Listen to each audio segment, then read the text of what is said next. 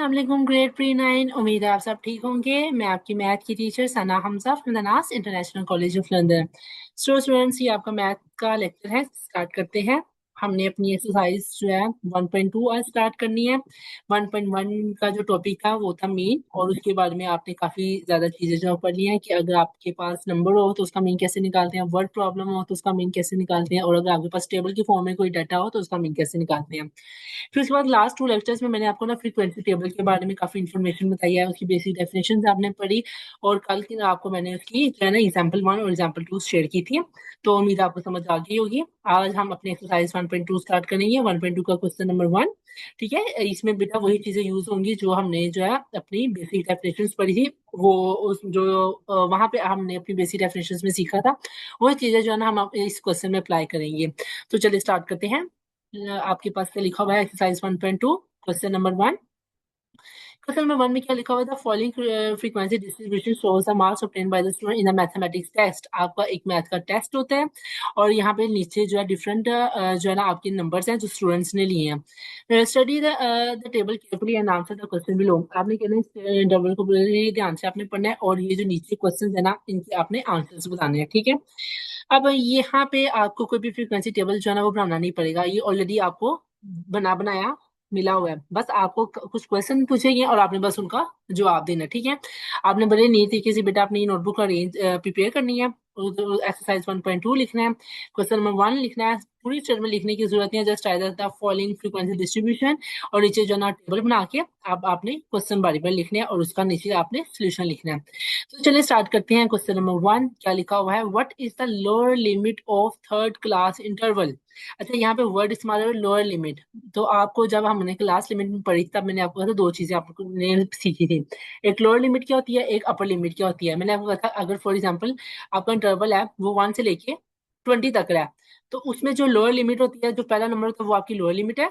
ये जो आपके पास दूसरा नंबर होता है ये आपकी अपर लिमिट है। ठीक है, अब आपको क्या पूछा जाए, what is the lower limit of third class interval.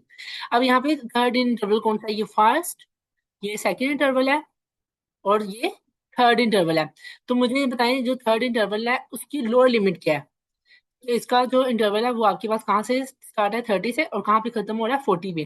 तो लोअर लिमिट आपके पास यहाँ पे क्या लिखी हुई है, 30। तो आपने इसके आंसर में क्या लिखना है, the lower limit of third class interval is, आपने आगे लिख देना है 30। समझ आ गई, पूरा सेंटेंस आपने लिखना है। कैसे लिखना है, the lower limit of the third class interval आगे इज 30, और ये आपका आंसर हो गया। बस आपने बस यहाँ पे बताना है लोअर लिमिट क्या होती है।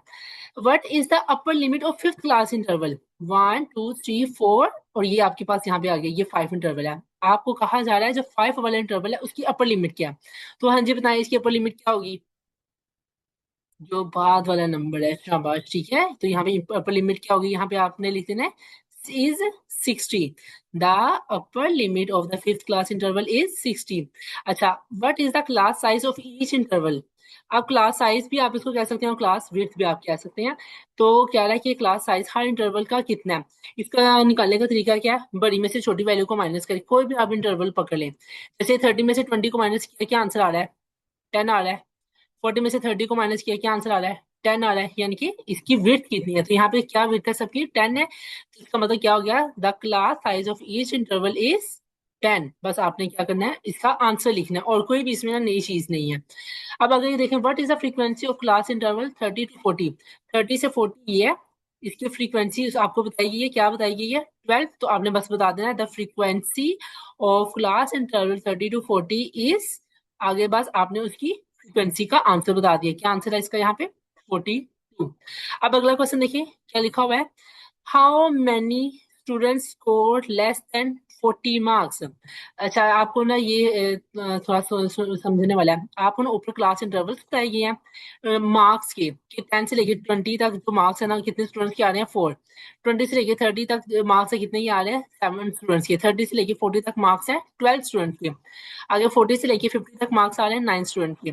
तो अब आपको क्या कहा जा रहा है कि कितने स्टूडेंट्स हैं, अब आपने स्टूडेंट्स की तादाद बतानी है। स्टूडेंट्स की तादाद कहाँ पे लिखी हुई है, ये जो की फ्रीक्वेंसी होती है, कहाँ तक मार्क्स होने चाहिए, 40 से कम।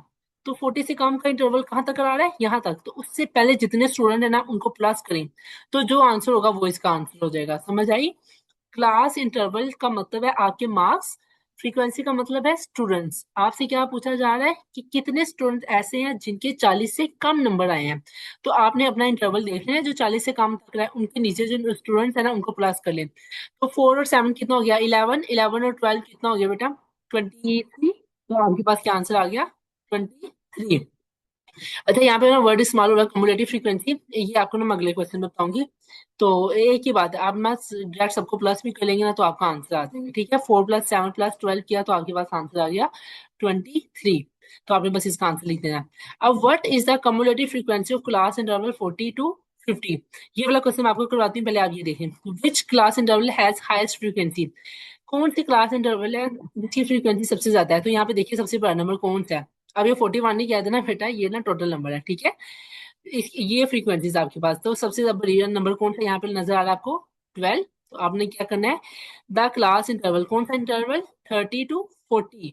ठीक है, हैज द हाईएस्ट फ्रीक्वेंसी, बस आपने बताना है। यहाँ पे क्लास इंटरवल आपने लिख देना 30 to 40 और आपने कहना है इसकी जो हाईएस्ट फ्रीक्वेंसी है वो 30 to 40 वाले की है। ठीक है, अब बस रह गया आखिरी question, cumulative frequency. Cumulative frequency का जो है ना कंसेप्ट आपका उधर नहीं था, लेकिन मैं आपको बता देती हूँ, आसान से। एक होती है फ्रीक्वेंसी जो आपके पास ये लिखी हुई है, एक होती है कम्युलेटिव फ्रीक्वेंसी, यानी कि इकट्ठा करके फ्रीक्वेंसी को लिखना।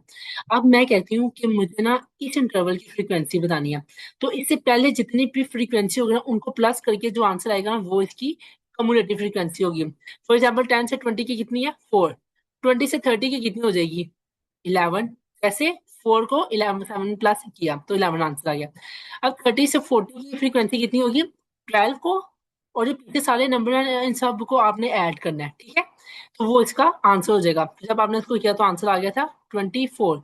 अब मैं आपसे पूछ रही हूँ 40 से 50 की कम्युलेटिव फ्रीक्वेंसी क्या है। आपने 9 को और उससे पीछे जितनी भी फ्रीक्वेंसीज है ना सबको प्लस कर लेना है, तो जो आंसर आएगा वो उसकी कम्युलेटिव फ्रीक्वेंसी होगी। कंसेप्ट क्लियर हुआ।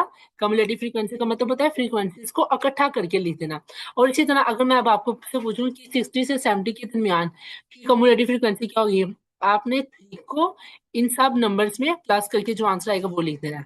तो अब आपका क्वेश्चन पहले पट्टी का लिखा, what is the cumulative frequency of class interval 40 से 50?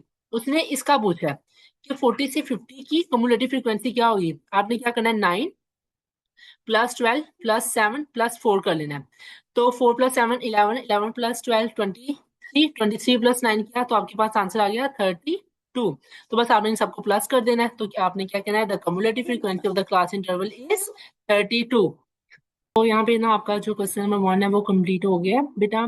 आपने अब क्या करना है, बारी बारी इन क्वेश्चंस की प्रैक्टिस करनी है। कहीं से कोई मुश्किल लग रही हो तो आपने मेरे से पूछ लेना बेटा कमेंट्स में। और वीडियो अच्छी लगी तो इसको लाइक करें, subscribe our channel. Allah Hafiz.